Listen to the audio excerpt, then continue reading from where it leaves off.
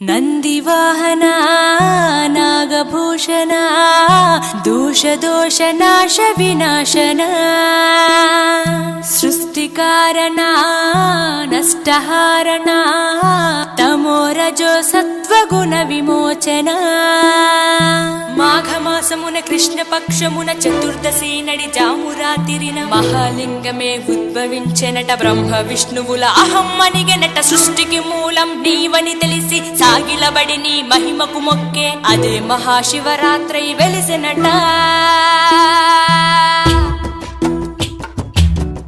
అరే ఓ జంగమా విభూది లింగమా, పక్కన పార్వతమ్మ తలపై గంగ